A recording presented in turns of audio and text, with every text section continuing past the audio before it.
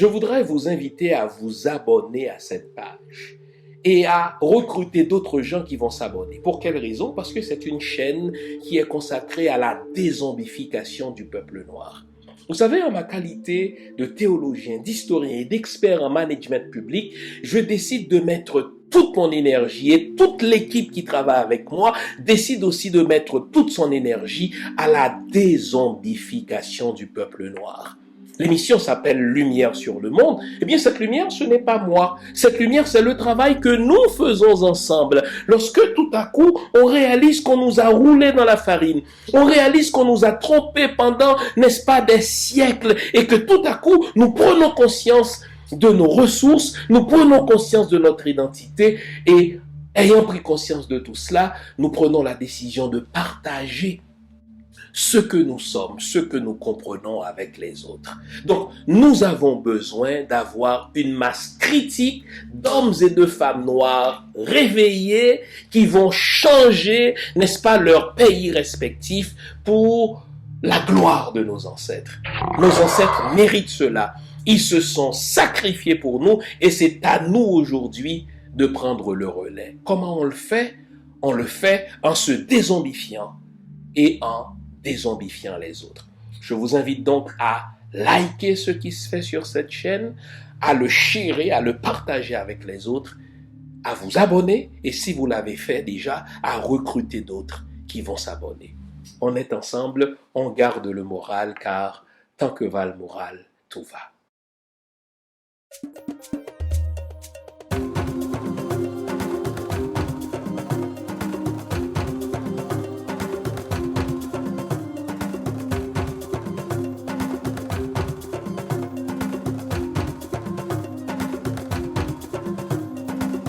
L'histoire de la parution et de l'évolution de l'humain au fil des 3 millions d'années est marquée par un certain nombre de réalisations qui lui ont permis de s'adapter à un environnement pas toujours hospitalier. Cette capacité à s'adapter est précisément ce qu'on appelle l'intelligence. Ce n'est donc pas pour rien qu'on appelle l'homme l'Homo sapiens, car il a fait montre, au fil de son histoire, d'une grande capacité d'adaptation.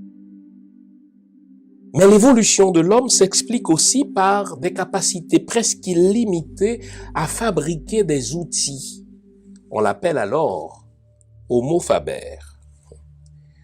Ces outils ne sont pas seulement conçus pour défricher la terre ou pour influer sur la nature, ce sont surtout des instruments qui lui permettent de se défendre contre des ennemis.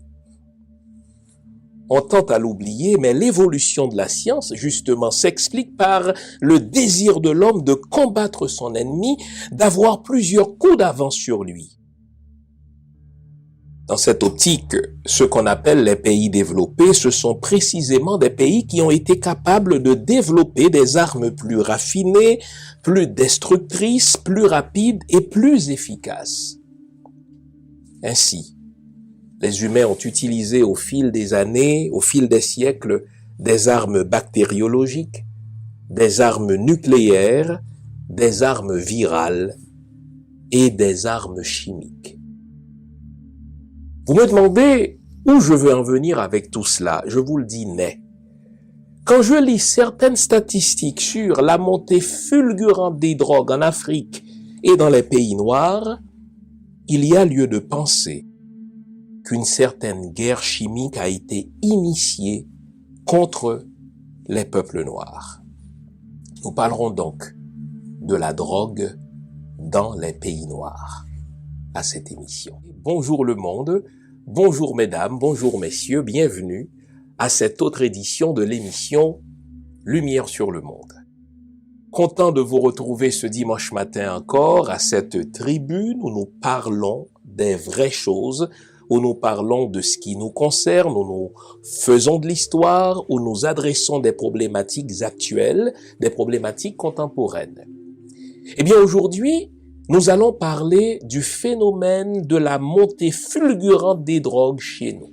Vous ne le savez peut-être pas, mais bientôt l'Afrique va être le deuxième plus grand marché au monde en termes de consommation des drogues dures. Le deuxième plus grand marché au monde. Des drogues dures, quand même. On va dire les vraies affaires ce matin encore. Je vous invite donc à vous offrir à ce stade-ci une bonne tasse de thé, une bonne tasse de café, une bonne tasse de chocolat chaud. En tout cas, offrez-vous tout ce qui est de nature à vous garder éveillé. J'ai besoin de toute votre attention. On va se dire les vraies affaires. On s'arrête ici pour une courte pause. Vous restez là. Je vous reviens après, c'est promis. À tout à l'heure. Vous nous l'avez demandé, nous avons le plaisir de vous apprendre que désormais, nos émissions, toutes nos émissions, sont disponibles avec des sous-titrages en 3 langues, en français, en anglais et en créole. Nous sommes conscients que l'émission Lumière sur le monde est devenue une véritable plateforme familiale autour de laquelle des parents et des enfants se réunissent pour s'informer de ce qui se fait en Haïti, en Afrique ou ailleurs dans le monde. Pour vous faciliter la vie, nos émissions sont désormais disponibles avec des sous-titrages en 3 langues, français, créole et anglais.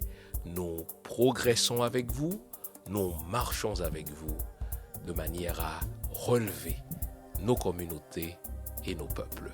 Nouveau, toutes nos émissions sont disponibles avec des sous-titrages en français, en anglais et en créole.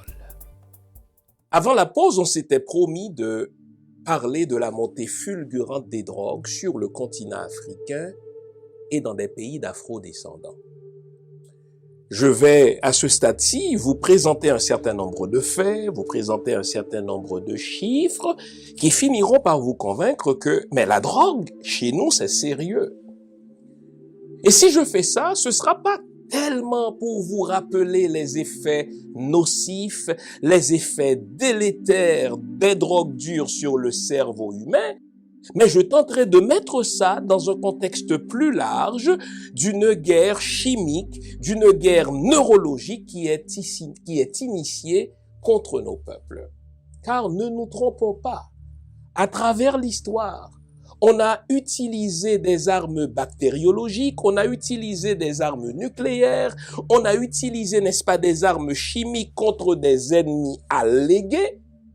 Et quand un peuple commence à être trop encombrant, c'est notre cas, puisque bientôt nous allons constituer 40% de la population humaine, eh bien, on conçoit des plans machiavéliques pour déstructurer ces peuples, pour les réduire à leur plus simple expression. Et le maître mot à retenir, c'est que pour faire la guerre aujourd'hui, on n'a plus besoin de tirer un canon. On peut initier des guerres, on peut détruire toute une communauté seulement par l'utilisation des drogues dont les effets neurologiques sont avérés. Alors, commençons par regarder ces faits, commençons par regarder ces statistiques, et vous comprendrez par vous-même que le phénomène de la drogue, il est sérieux chez nous et il n'est pas en train de s'installer comme s'il tombait du ciel. C'est un phénomène qui est conçu par nos ennemis de manière à empêcher que nos jeunes ne soient jamais maîtres de leur destin.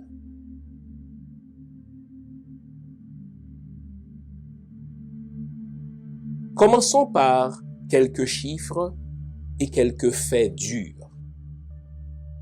En 2050, l'Afrique sera le deuxième plus gros consommateur de drogue au monde. Imaginez, le deuxième plus grand marché de consommation de drogue dure au monde. Je ne sais pas votre âge, mais essayez de vous reporter par la pensée à il y a 20 ans de cela. Eh bien, les drogues dures étaient un phénomène marginal dans nos pays. Et pourtant, on prévoit qu'en 2050, l'Afrique sera le deuxième plus gros consommateur de drogue dure au monde.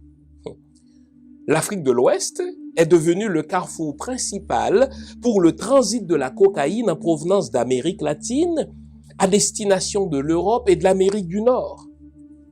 La côte est africaine est devenue, pour ces mêmes destinations, le carrefour du trafic d'héroïne en provenance d'Afghanistan et du Pakistan.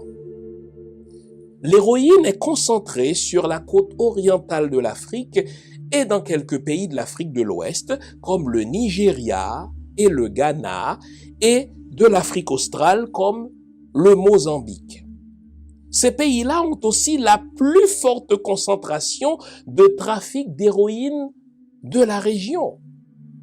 La cocaïne est largement concentrée en Afrique de l'Ouest et les drogues synthétiques, celles qui sont les plus dangereuses parce qu'elles détiennent des substances psychoactives, sont concentrées en Afrique du Sud, au Nigeria, au Soudan, au Cameroun, en République centrafricaine et au Tchad, avec des taux de consommation croissants dans tous ces pays. Si en 2016, il y avait 1,8 million de consommateurs de cocaïne sur le continent, bientôt, nous allons être, toutes drogues confondues, le deuxième plus grand marché de consommation de drogue au monde. De plus, ce qu'il y a de plus inquiétant encore, tous les grands cartels spécialisés dans le trafic de la drogue, spécialisés dans le trafic des armes, spécialisés dans des violences urbaines, tous ces cartels sont déjà présents chez nous. À titre d'exemple, la 'Ndrangheta, un groupe mafieux italien, est déjà présent en Côte d'Ivoire, la Tunisie, l'Afrique du Sud, le Maroc et l'Algérie. La Cosa Nostra, un autre cartel de drogue sicilien très connu, mais également très célèbre, n'est-ce pas, pour ses crimes, pour la manière dont ce cartel avait déstabilisé l'État italien, est déjà présent dans plusieurs pays d'Afrique, comme l'Afrique du Sud, le Zimbabwe, la Namibie, la République démocratique du Congo, l'Angola, le Ghana. En plus du trafic de la drogue, le cartel Cosa Nostra a été très impliqué dans le commerce des diamants illégaux et dans d'autres minéraux. La Camorra, un autre cartel italien de Naples, est déjà aussi présent en Afrique, en particulier en Afrique de l'Ouest et en République centrafricaine. Or, nous le savons, la Camorra est très associée à la violence, à la prostitution, à la drogue et au trafic d'êtres humains. D'autres cartels de drogue et d'armes illégales sont présents aussi et massivement présents en Afrique. Pensons à des cartels mexicains qui sont non seulement actifs dans le trafic des drogues dures, mais qui sont également très impliqués dans des tactiques de violence urbaine et dans des trafics humains. Tous ces cartels sont présents déjà en Afrique car ils veulent profiter de ce marché qui souvent, n'est-ce pas, ne dispose pas de frontières solides. On le sait, entre les pays africains, ce sont souvent des frontières poreuses. Eh bien, tous ces cartels sont présents pour profiter de notre jeunesse, pour profiter de ce marché. Entre-temps, nos gouvernements ne font à peu près rien. Nos États se sentent impuissants et les drogues dures sont en train d'envahir le cerveau de nos jeunes. Pensez-vous que tout cela soit le fruit du hasard? N'est-il pas raisonnable de penser que tout cela est peut-être construit parce que l'Afrique représente une menace pour le monde occidental? Bientôt, l'Afrique va être le foyer de 40% de la population humaine. Nous sommes quand même le continent le plus riche, avec une population extrêmement jeune. Or, comme le disait Sun Tzu dans l'art de la guerre, pour gagner une bataille, on n'a pas toujours besoin de tirer un canon. On peut utiliser des armes bactériologiques, on peut utiliser des armes virales, on peut surtout utiliser des armes neurologiques pour contrôler le cerveau d'une population et s'assurer ainsi d'avoir une mainmise sur ses ressources. N'est-il pas raisonnable de penser que c'est précisément ce qui est en train de se faire en Afrique et dans les pays d'afro-descendants. Pour vous mettre en contexte, il y a environ 2 ans, l'ancien président français Nicolas Sarkozy, dans une conférence publique qu'il présentait dans un amphithéâtre, n'est-ce pas, très bondé avec des gens qui l'applaudissaient à tout rompre, il a dit que le plus grand problème de l'Occident, ce n'est pas un problème écologique. Il dit le plus grand problème de l'Occident, ça va être un problème démographique lorsque justement l'Afrique va être 40% de la population humaine et que ces gens-là, je cite toujours Nicolas Sarkozy, vont arriver, n'est-ce pas, affamés à nos frontières. Là va commencer le vrai problème. Anticipant ce problème, n'est-on pas en train de déstructurer nos populations? N'est-on pas en train de déstructurer tout un continent? N'est-on pas en train de déstructurer les pays des afro-descendants en ouvrant justement leurs frontières au trafic de la drogue avec toutes les conséquences que nous savons associées à de telles substances? Je voudrais donc vous parler de cette problématique à l'émission de ce matin.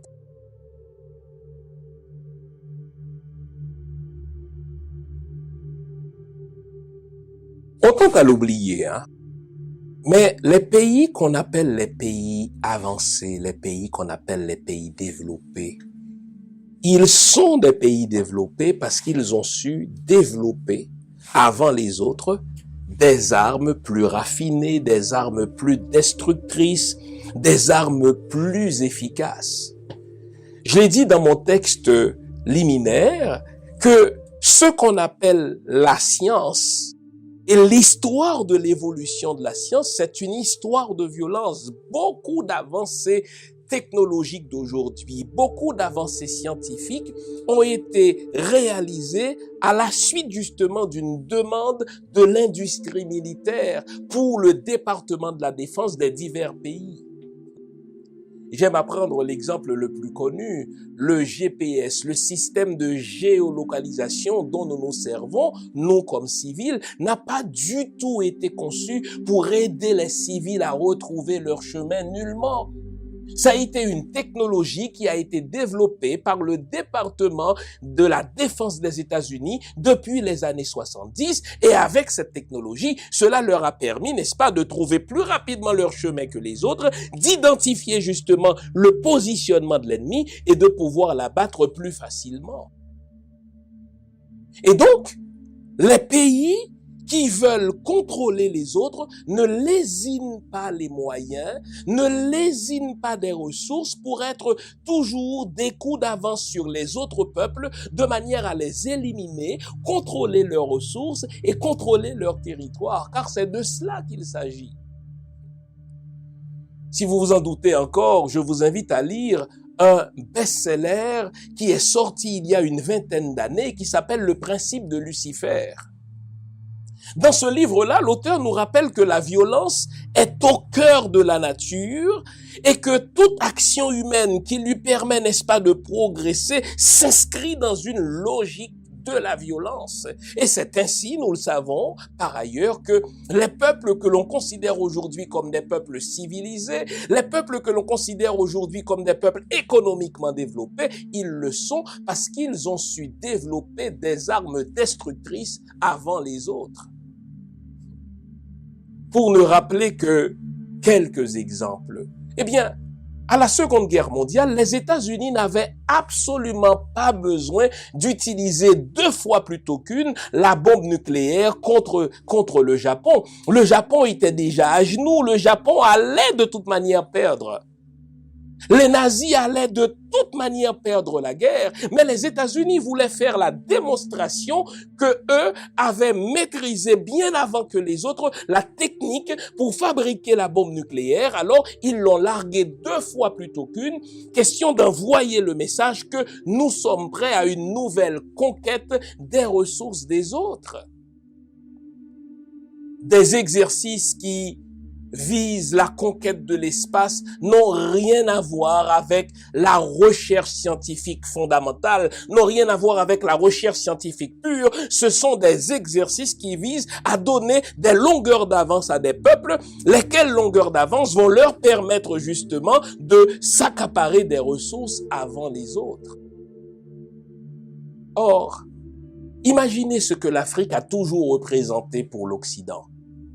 L'Afrique a toujours représenté, avec raison d'ailleurs, l'Eldorado pour l'Occident. Cela n'a pas commencé aujourd'hui, cela a commencé au moins depuis la fin du Moyen-Âge, lorsque l'Occident allait s'effondrer pour des problèmes sociaux, lorsque l'Occident allait s'effondrer pour des problèmes sanitaires, lorsque l'Occident allait s'effondrer pour des problèmes économiques. Pensez aux mauvaises récoltes, n'est-ce pas, qui se sont multipliées vers la fin du Moyen-Âge. Et là, l'Occident a fait la découverte, n'est-ce pas, de l'Afrique. Et depuis ce temps, l'Afrique n'a pas cessé d'être le grenier du monde pour l'Occident.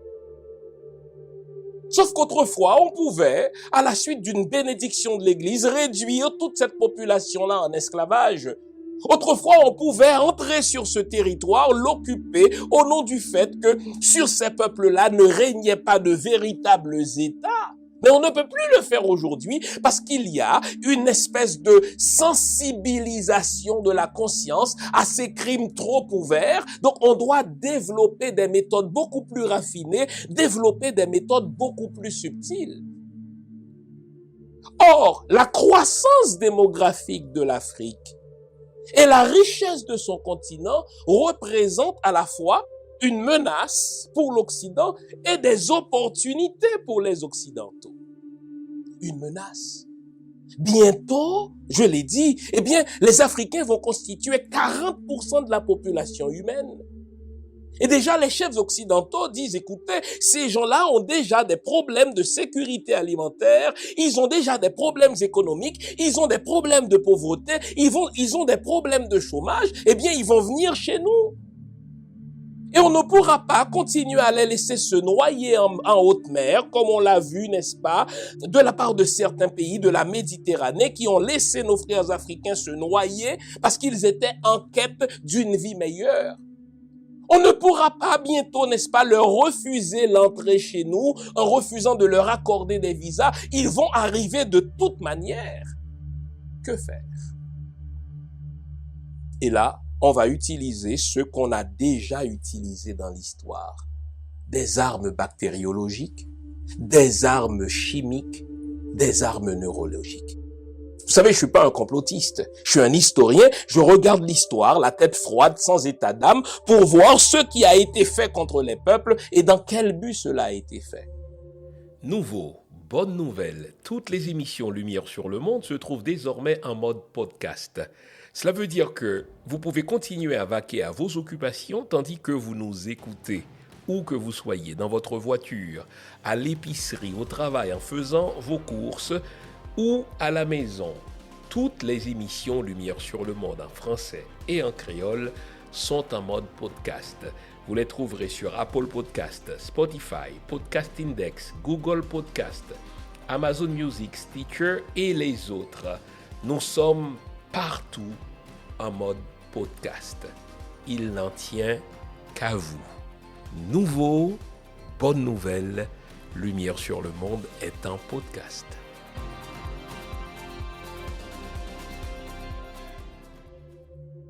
Vers la fin du Moyen-Âge, il y a eu une pandémie qu'on appelait justement la peste noire, qui en quelques années, en moins d'une dizaine d'années, a éliminé plus de la moitié de la population européenne.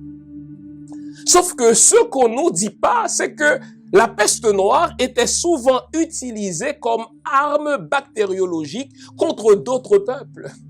Vous savez ce qu'on faisait?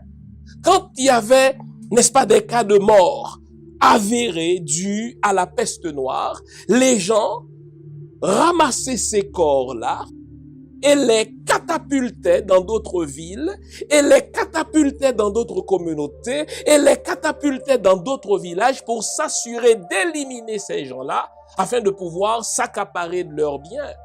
C'était des guerres bactériologiques. À la Première Guerre mondiale, je dis bien à la Première Guerre mondiale, l'Allemagne a utilisé, n'est-ce pas, de la vapeur pour tuer jusqu'à 10 000 personnes à la fois. On appelle ça justement une guerre chimique.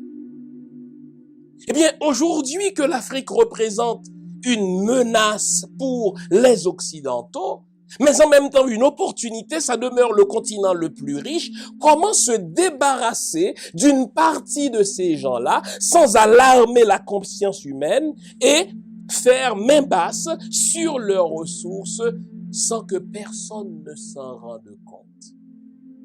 Alors, des gens vont regarder ce qui a déjà été fait dans l'histoire, considérer les résultats effectifs, les résultats efficaces qui ont été obtenus, et ils vont dire, si ça a marché ailleurs, ça peut aussi marcher en Afrique.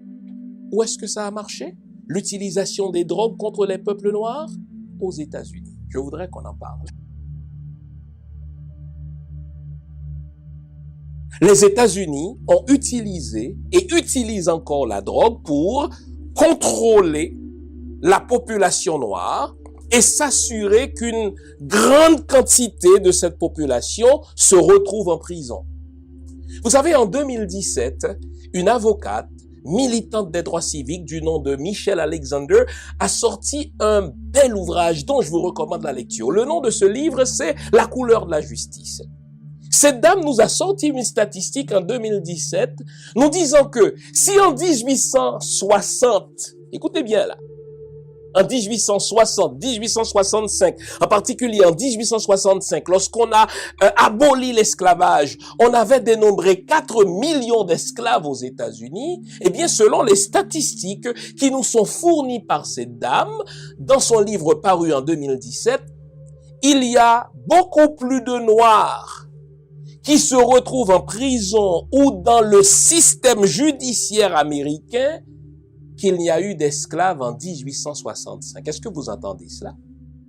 Il y a beaucoup plus de Noirs qui se retrouvent en prison ou dans le système judiciaire, n'est-ce pas, américain, que ce soit en liberté conditionnelle ou qui doivent, n'est-ce pas, aller voir régulièrement un juge, qu'il n'y a eu d'esclaves aux États-Unis en 1865.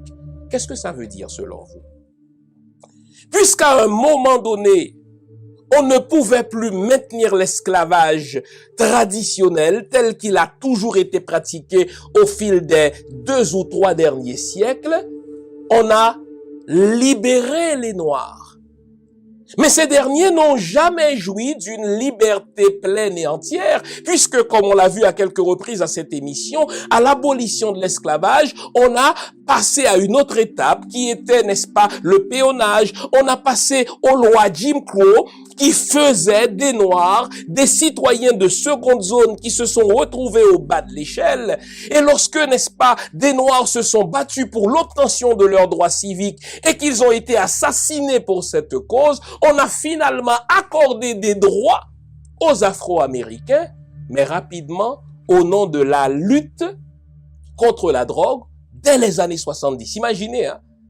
C'est dans les années 60 qu'on a voté les droits civiques pour les Noirs, mais moins d'une dizaine d'années plus tard, au nom de la lutte contre la drogue, des présidents comme Nixon, des présidents comme Ronald Reagan, des présidents comme George Bush père, des présidents comme Bill Clinton, nous allons parler de lui, ont mis en place une législation qui va emprisonner au fil des années plus de Noirs qu'il y a eu d'esclaves noirs aux États-Unis. Alors, vous pensez que de s'imaginer que la drogue fait partie d'une tactique de guerre neurologique, que de s'imaginer que la drogue fait partie d'une tactique de guerre chimique contre les Noirs, vous réalisez que c'est pas de la conspiration, ce sont des faits que je vous amène aujourd'hui.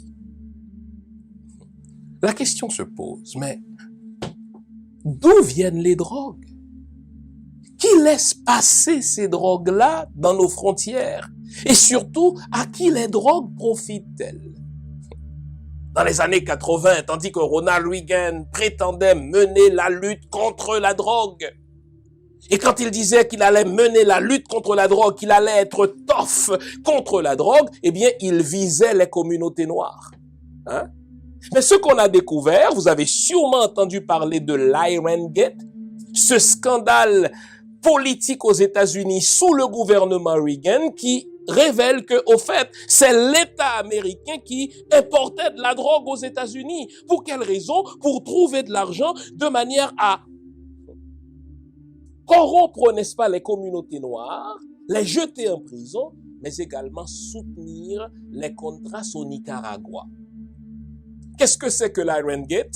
Eh bien, l'Irangate, c'est, sous Ronald Reagan, une politique qui a été mise en place par les conseillers de Reagan, politique au terme de laquelle on vendait illégalement des armes à l'Iran, d'où le mot l'Irangate, de l'argent recueilli de la vente d'armes illégales à l'Iran, on finançait la guerre civile au Nicaragua, on prenait fait et cause pour les Contras, et en contrepartie, les avions américains qui larguaient des armes aux Contras pour les soutenir, n'est-ce pas, dans la guerre civile, ces avions étaient rechargés en drogue, en cocaïne, qui était entrée sans contrôle aux États-Unis, et devinez où on vendait ces drogues, devinez où on introduisait ces drogues dans les communautés noires. Entre-temps, ce même Ronald Reagan passait des lois de plus en plus strictes, de plus en plus drastiques contre les communautés noires, et au final, lorsqu'on regardait le comportement au niveau du consommateur blanc et le comportement au niveau du consommateur noir, il y avait une drogue pour les riches qu'on retrouvait dans la classe moyenne des Blancs. Ces gens-là ne se faisaient pas arrêter par la police. Il y avait une drogue pour les pauvres qui avait, n'est-ce pas, des effets psychoactifs, ce qu'on appelle le crack. Et ces gens-là, on les arrêtait, pas parce qu'ils étaient des producteurs de la drogue, parce qu'ils en avaient une simple possession. On les arrêtait parce qu'ils consommaient, et tout un vocabulaire a été mis en place pour justifier l'emprisonnement des Noirs. Déjà, tout le vocabulaire a été mis en place par les médias pour identifier une groupe ethnique. Et vous savez quoi? Chaque président qui succédait à un autre voulait prouver à la population américaine qu'il était encore plus tough sur les drogues, et il y allait d'une législation encore plus drastique, et on forgeait des termes comme crack mom pour les femmes noires qui prenaient du crack et qui arrivaient à vendre leurs bébés, qui vendaient les jouets de leurs bébés, qui se prostituaient pour acheter du crack. On parlait de crack babies, ce sont des enfants qui sont nés sous l'effet du crack. Et vous savez ce qu'on faisait? Dès qu'une femme qui prenait du crack venait d'accoucher, on lui arrachait son bébé et on criminalisait justement cette femme pour avoir pris du crack tandis qu'elle était enceinte. Et qu'est-ce qu'on disait? On l'accusait d'avoir empoisonné au crack son bébé qu'on lui arrachait déjà. On parlait de crack communities pour référer aux Noirs. Et ce qu'il y a de plus terrible, c'est que lorsque Clinton a passé sa loi en 1994, qui durcissait le ton de l'État contre ceux qui consommaient de la drogue, contre ceux qui en possédaient, eh bien, 2/3 de ceux qui consommaient du crack à Los Angeles étaient des Blancs. Et pourtant, pendant l'année 94, tous ceux qui se sont fait arrêter pour usage, pour possession ou pour consommation du crack étaient tous des Noirs. Et quand on regardait les statistiques, Jesse Jackson le disait, le crack tuait beaucoup plus de Noirs que les Ku Klux Klan en ont tué. Quand on considérait le nombre de Noirs, la quantité de Noirs qui se sont soit retrouvés en prison ou dans les raies du ministère de la Justice, il y en avait plus de Noirs qui se retrouvaient en prison ou bien dans le système de la justice qu'il n'y avait d'esclaves en 1865.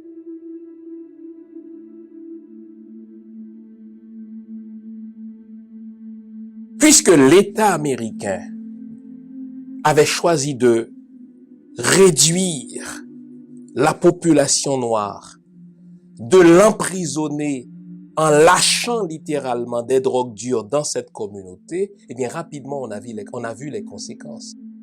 Des athlètes ont été tués par le crack. Vous étiez peut-être trop jeune pour vous rappeler cela, mais en 1986, on est encore frappé par la mort de Len Bias, ce grand joueur de basketball qui justement allait s'amuser avec quelques amis. Il a touché au crack une seule fois et le jour même, il en est mort d'une crise cardiaque. C'était aussi le cas du grand joueur de football américain, justement, Don Rogers, qui a touché au crack et qui en est mort le jour même. Que dire d'autres vedettes qui sont mortes, n'est-ce pas, ou dont la vie a été réduite à sa plus simple expression à cause de l'utilisation du crack.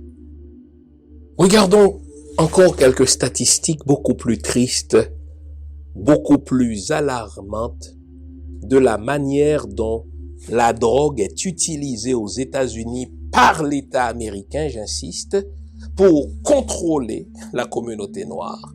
Et pour faire en sorte que même si en théorie, les Afro-Américains ont des droits civiques, mais qu'il y ait plus d'entre eux qui se retrouvent en prison ou bien dans le système de la justice qu'il n'y a eu d'esclaves en 1865. Selon les statistiques tirées du livre de Michel Alexander, écoutez ça, c'est très éloquent comme chiffre.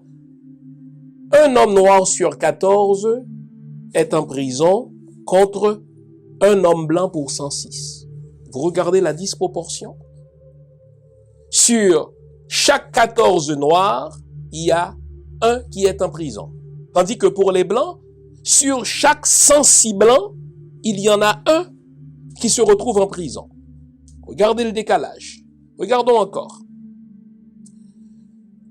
Près de 12% d'enfants afro-américains ont au moins un parent qui se retrouve en prison pour cause de la drogue. Donc 11,4% d'enfants afro-américains ont au moins un parent qui se retrouve en prison pour de la drogue.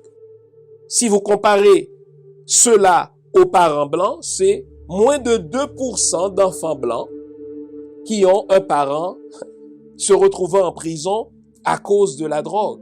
Et une étude de l'Université de la Californie prouve que les enfants dont les parents sont détenus, justement, souffrent davantage de déficit d'attention, ils ont des problèmes d'apprentissage et ils ont des retards de développement. Donc, vous notez que c'est le mythe de Sisyphe, c'est un problème dont on ne sortira jamais puisque 12% d'enfants afro-américains ont au moins un parent en prison et que cela engendre des problèmes de déficit d'attention, des problèmes de développement, des problèmes, n'est-ce pas, d'apprentissage. Donc, les Noirs sont condamnés à rester au bas de l'échelle américaine et alors ils vont se retrouver en prison. On continue avec les statistiques. Un blanc sur 17 court le risque de se faire arrêter par la police. Sur chaque 17 blancs, il y en a un qui court le risque de se faire arrêter par la police. Pour un hispanique, c'est sur chaque 6 hispaniques, il y en a un qui court le risque de se faire arrêter par la police. Vous savez quel chiffre pour les Noirs? Pour chaque 3 Noirs, il y en a un qui court le risque de se faire arrêter par la police.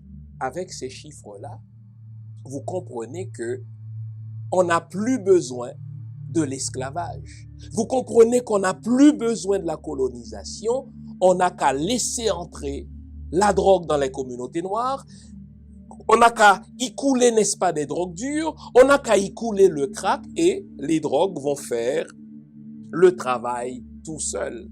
Qu'est-ce qu'on vise en introduisant les drogues dures dans les communautés noires? Eh bien, ce qu'on a toujours cherché à obtenir par l'utilisation des armes neurologiques, par l'utilisation des armes bactériologiques ou par l'utilisation des armes chimiques. Voici les effets que produit le crack. La paralysie, la faiblesse musculaire, le manque de coordination, la perte de sensation, des crises d'épilepsie, des états de confusion et surtout l'altération des fonctions cognitives. Dès que quelqu'un touche au crack, il en devient accro dès la première utilisation. Donc, il va toujours vouloir utiliser du crack. Pour avoir du crack, il aura besoin d'argent. Donc, s'il n'en a pas, il va voler, il va se prostituer, il va commettre des crimes. Je l'ai dit, il y a des mères qui vont jusqu'à vendre leurs enfants pour avoir de quoi consommer du crack. Les États-Unis sont au courant de tout cela. Quand on est initié, ce qui est convoqué, c'est à la fois l'aspect symbolique, mais aussi l'invisible.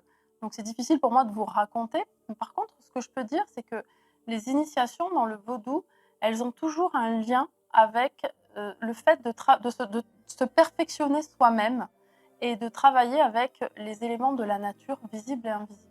Quand on parle de vaudou et qu'on vous pose la question, quelle est la définition que vous donnez du vaudou?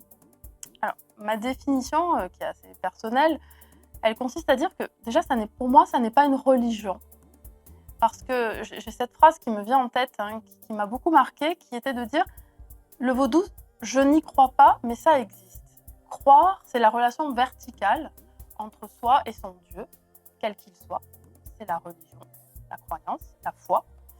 Et ça existe, c'est cette relation au monde, cette relation en système, à la nature, aux ancêtres et à l'invisible. Donc pour moi, la définition du vaudou, finalement, c'est une vision du monde intégrée. Pour vous aider à vous défaire de tous les mensonges qu'on vous a débités au sujet du vaudou, je vous propose une trilogie fondamentale.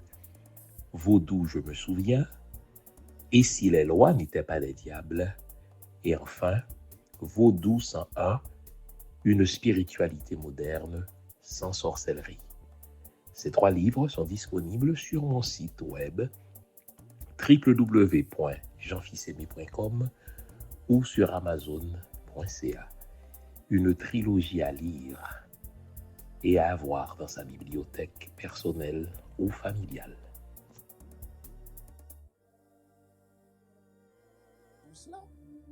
Les États-Unis disposent des frontières les plus fermées au monde. D'où vient que le crack continue d'être trafiqué sur le territoire américain? C'est qu'il y a une pensée idéologique derrière tout cela.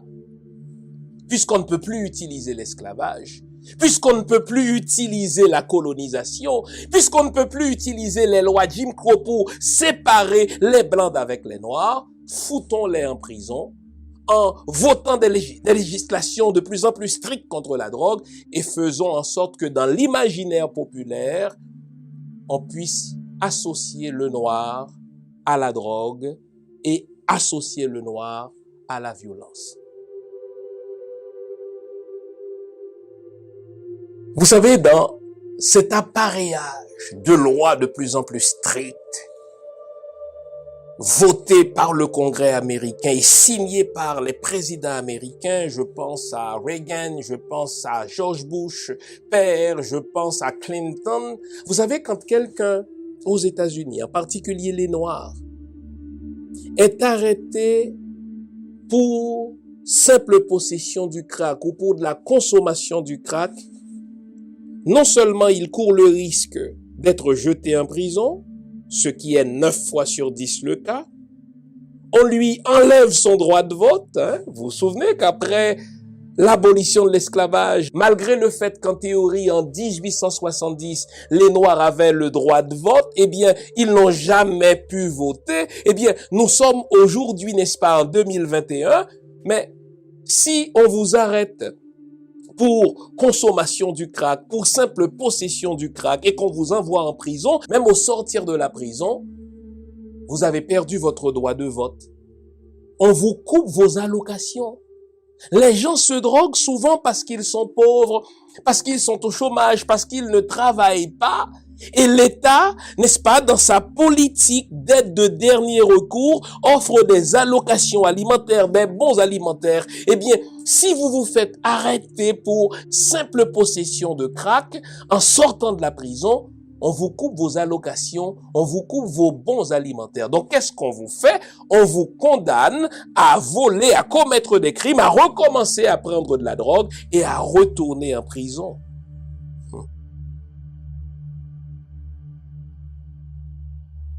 les États-Unis d'Amérique investissent jusqu'à 182 milliards de dollars dans son système carcéral et dans son système judiciaire. Donc, c'est sérieux, là. L'idée d'emprisonner des Noirs, de faire en sorte qu'il y en ait plus en prison que qu'il y en avait d'esclaves, c'est sérieux. 182 milliards, c'est jusqu'à 10 fois le budget de la NASA. Cela vous permet de comprendre que la conquête de l'espace est importante, mais elle est moins importante pour l'État américain que le fait d'emprisonner des Noirs pour prise de possession ou simple possession de drogue que l'État américain introduit lui-même. Je vous ai parlé de ce scandale sous Reagan. Quelques conseillers de Reagan, quelques ministres ont été reconnus coupables d'avoir mis en place cette politique qui fermait les yeux sur l'entrée de la drogue aux États-Unis. Ils ont été condamnés, mais vous savez, le successeur de Ronald Reagan, nul autre que son ancien vice-président, le président George Bush père, qui lui était responsable de la lutte contre la drogue, il les a amnistiés. Parce que pour lui, c'était rien de grave. On introduisait de la drogue aux États-Unis, cela nous permettait d'avoir de l'argent, et on parle de beaucoup d'argent, et en plus, cela permettait d'emprisonner des Noirs et de faire en sorte que la plupart d'entre eux se retrouvent en prison ou perdent leurs droits civiques. Vous vous demandez où trouver mes livres simples sur mon site, prioritairement, www.jeanfils-aimé.com. Vous avez accès à tout ce que j'ai écrit. Où que vous vous trouviez dans le monde, nous livrons partout où c'est possible. Vous pouvez aussi avoir accès à mes livres par Amazon.ca. C'est un excellent cadeau à se faire ou à faire aux autres. Servez-vous-en. Le trafic de la drogue, c'est pas seulement une affaire de gros sous, c'est une affaire de gros sous. Selon la Banque mondiale, le marché de la drogue représente 652 milliards de dollars par année. 652 milliards de dollars par année. Donc, puisqu'on nous prévient que l'Afrique va être le deuxième plus grand marché de consommation de toutes sortes de drogues dans quelques années, ça signifie que beaucoup d'argent vont s'y brasser. Mais ces sommes d'argent qui vont se brasser chez nous ne seront jamais mises au service du développement du pays, du développement du continent. Déjà dans nos pays d'afro-descendants, nos pays sont devenus, n'est-ce pas, des lieux de transit de la drogue vers les États-Unis. Nos pays sont devenus des lieux de transit de la drogue vers l'Europe. Mais est-ce qu'ils sont plus développés pour autant? Non. Ce que la drogue fait dans nos pays, c'est de corrompre notre jeunesse, de zombifier nos jeunes, puisqu'il y a des effets neurologiques des drogues, et de s'assurer, puisque c'est avec l'humain qu'on fait du développement, que nous ne nous développerons jamais, puisque nos jeunes vont être restés accros et dépendants de ces drogues-là. Pourquoi il faut prendre ces statistiques au sérieux, les amis? C'est parce qu'on le voit, on ne nous fait pas de cadeaux. Avec toutes ces formes de collaboration, toutes ces formes de coopération, n'est-ce pas, dont bénéficie l'Afrique, eh bien, nos pays tuteurs, qui sont soi-disant nos pays amis, auraient dû être alertés et empêcher justement ces cartels-là d'entrer chez nous. Non seulement sont-ils entrés chez nous, mais dans bien des cas, ils contrôlent nos États. Pensez à la Guinée-Bissau. La Guinée-Bissau, il y a quelques années, était devenue un véritable narco-État qui était pris en charge par les cartels de la drogue au point de marginaliser le gouvernement et de traumatiser les populations. Donc il faut prendre la drogue au sérieux parce que la drogue est une arme qui est utilisée pour neutraliser une communauté, pour neutraliser une population. On l'a vu aux États-Unis, on le voit encore aux États-Unis.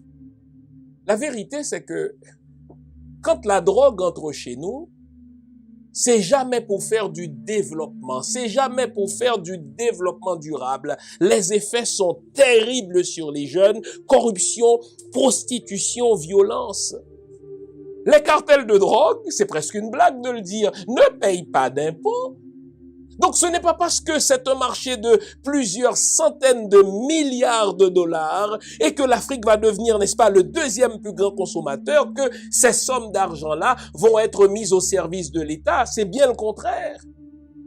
Lorsque des cartels de drogue s'installent dans un pays comme les nôtres, n'est-ce pas, c'est pour corrompre les gouvernements, pour corrompre les fonctionnaires et pour neutraliser les juges. Des pots de vin vont circuler, mais l'argent va retourner d'où il vient, c'est-à-dire dans les pays occidentaux. Car on constate que lorsque les trafiquants de drogue infiltrent des gouvernements, eh bien, ils corrompent le processus politique, on croit être en démocratie, on va voter pour des gens, mais c'est jamais des gens pour lesquels on vote qui seront élus, puisque ceux qu'on veut à la tête des pays vont être financés par les cartels de drogue, parce que ceux-là vont continuer à ouvrir les frontières pour l'installation du trafic de la drogue. Le trafic de la drogue, cela va sans dire, attire toujours le trafic d'armes à feu et le trafic d'êtres humains.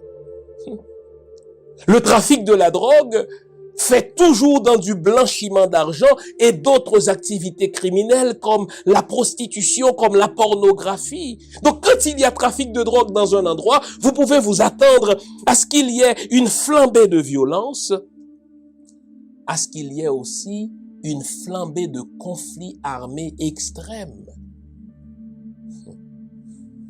Enfin, il faut prendre au sérieux la montée fulgurante des drogues chez nous parce que ce sont des armes neurologiques que les États dits amis utilisent pour contrôler les populations noires. Essayons d'imaginer. Si l'État américain fait cela contre ses propres ressortissants sur son propre territoire, qu'est-ce que les pays dits tuteurs comme la France, comme le Royaume-Uni, comme les États-Unis, comme la Belgique justement, qu'est-ce que ces pays-là ne feraient-ils pas contre notre jeunesse pour s'assurer qu'on n'aille jamais de l'avant et pour s'assurer d'avoir toujours le contrôle de nos ressources? Vous le savez, les études sont là pour le prouver. La drogue dissocie la personne d'elle-même. Le crack dissocie la personne d'elle-même, en sorte qu'elle ne sait même plus ce qu'elle fait. Le crack isole la personne de sa famille. Le crack lui fait perdre, n'est-ce pas, tout sens moral. Le crack lui fait perdre tout sens éthique, au point que des gens sous l'effet du crack vont jusqu'à vendre leur propre bébé. Alors imaginez, ce sont ces drogues-là qui entrent chez nous. C'est ce marché-là que l'Afrique va représenter dans quelques années et malgré toutes les coopérations, on n'entend aucun service de renseignement de la France, on n'entend aucun service de renseignement des États-Unis, on n'entend aucun service de renseignement du Royaume-Uni s'alarmer pour cela. Savez-vous pourquoi? Il y a une phrase qu'on disait déjà sous Ronald Reagan. Laissez les Noirs s'entretuer par la drogue car ce sont des animaux. On constatait justement dans les années 80, dans les années 90 que des policiers observaient la vente et l'achat des drogues dures dans les communautés noires et ne réagissaient même pas. Parfois, ils attrapaient quelqu'un avec un sac de crack et ils le laissaient partir en disant, écoutez, ce sont des Noirs, laissez-les s'entretuer, ce sont des animaux. Pourquoi on permet à tous ces cartels de s'installer chez nous?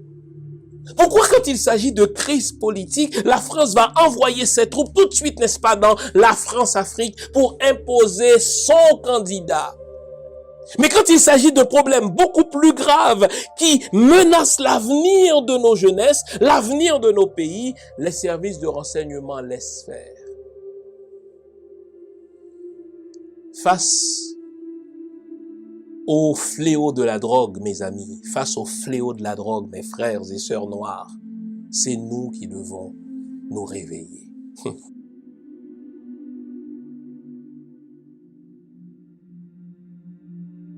Regardez comment on ne nous fait pas cadeau. Déjà, nos pays sont divisés par toutes sortes de chapelles politiques, d'idéologies politiques qui nous sont imposées par l'Occident.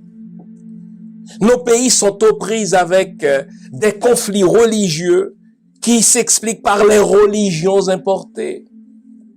Nos jeunes sont désœuvrés parce qu'ils ne peuvent pas aller à l'école parce que s'ils vont à l'école, ils se retrouvent quand même au chômage, ils sont désillusionnés, désenchantés par les religions. Mais en plus de tous ces problèmes, on est en train de nous entrer dans la gorge les drogues dures. Mais bon Dieu, quand est-ce qu'on va nous laisser tranquilles? À cette question, jamais. On ne nous laissera pas tranquilles parce que nous avons des populations extrêmement jeunes. Qui dit jeunesse dit l'avenir. Les Occidentaux, eux, sont aux prises avec le vieillissement de leur population. Vous pensez qu'ils vont nous aimer de regarder les pays d'afro-descendants, de regarder les pays africains et de voir comment 50% de cette population-là est faite de jeunes? Non, il faut qu'ils corrompent cette jeunesse. Ils ont réussi à nous diviser les uns d'avec les autres par la religion. Ils nous divisent, n'est-ce pas, par des guerres de politique idéologique. Maintenant, c'est la drogue qu'ils utilisent.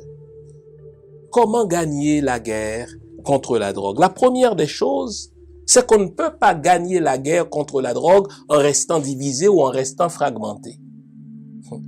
Les États frontaliers, des États qui se partagent les mêmes frontières, ne peuvent pas isolément gagner la bataille contre la drogue. Ils ont besoin de s'entendre. Voilà pourquoi l'occidental n'aime pas ça quand deux pays africains s'entendent. Il n'aime pas ça quand deux politiciens s'entendent. Il n'aime pas ça quand deux intellectuels africains s'entendent. Pour quelle raison? Parce qu'ils savent que les véritables guerres, pour les gagner, nous devons nous entendre. Et là, je parle de cette guerre neurologique qui est lancée contre nous par la drogue. Il faut qu'il y ait, en plus d'une fédération des États africains pour lutter contre la drogue, et dans ce sens-là, l'Union africaine pourrait être utile. Mais il faut une véritable volonté politique. Pour gagner la guerre contre la drogue, les pays africains doivent se partager entre eux des renseignements, des informations. Vous ne pouvez pas faire ça à l'intérieur de votre pays, garder les informations, les renseignements que vous détenez sur tel cartel, sur tel trafiquant. Vous devez partager cette information-là avec les autres. Savez-vous pourquoi? La drogue réfère à une guerre raciale. Aux États-Unis, la drogue est utilisée par l'État américain pour maintenir le noir au bas de l'échelle sociale. Donc la drogue, c'est une arme qui est utilisée dans une guerre raciale. Si les cartels de drogue sont présents en Afrique, c'est d'abord pour faire de l'argent, mais ensuite pour maintenir notre race, pour maintenir nos peuples au bas de l'échelle. Alors si eux, les cartels de drogue, s'entendent pour rentrer chez nous, à combien plus forte raison nos divers gouvernements doivent-ils s'entendre pour partager des informations entre eux, arrêter ces trafiquants de drogue, les retourner chez eux et faire en sorte qu'ils ne rentrent plus chez nous? Malheureusement, beaucoup de nos gouvernements, je le sais, en Haïti, c'est le cas. Beaucoup de gouvernements collaborent avec les trafiquants de drogue parce que tel ministre, tel président, tel premier ministre, tel fonctionnaire, n'est-ce pas, trouve son beurre parce que à lui on donne quelques millions, à lui on donne quelques centaines de milliers de dollars. Mais pour 1 ou 2, 3 millions que vous recevez comme individu, est-ce que vous constatez les conséquences sur notre jeunesse? En Haïti, c'est triste à dire, une bonne partie de nos jeunes est perdue. Savez-vous pourquoi? Parce que beaucoup d'entre eux veulent aller à l'école, ils n'y peuvent pas, ils ne peuvent pas parce que l'État ne leur fournit pas les moyens d'y aller. Et puisqu'ils ne vont pas à l'école, ils deviennent une cible facile pour les trafiquants de drogue. Ils deviennent une cible facile pour ceux qui font des commerces illégaux d'armes à feu. C'est à ce point grave qu'on retrouve des jeunes adolescents, qu'on retrouve de jeunes adultes en Haïti avec des armes qui coûtent extrêmement cher, avec des munitions extrêmement raffinées. Mais qui leur fournit ces armes? Eux qui n'arrivent même pas à manger. Comment ces munitions peuvent-elles entrer dans ce pays qui est encore sous embargo en matière d'armes? Poser la question, c'est y répondre. Qui s'occupe des frontières, c'est l'État. Donc si nos pays sont envahis d'armes à feu et de munitions, c'est parce que des gens dans l'appareil de l'État sont complices, s'enrichissent à même l'avenir de nos jeunes. Il n'y a pas d'avenir sérieux pour nos collectivités si nos États ne prennent au sérieux la lutte contre la drogue. Malheureusement pour nous, puisque la drogue est une guerre raciale, nous ne pouvons pas compter sur les pays blancs pour remporter la guerre contre les drogues. C'est à nous de nous entendre et de dire, c'est une question d'avenir pour nos jeunes, c'est une question d'avenir, n'est-ce pas, pour notre continent, c'est une question de sécurité pour nous que de prendre, n'est-ce pas, la lutte contre la drogue au sérieux.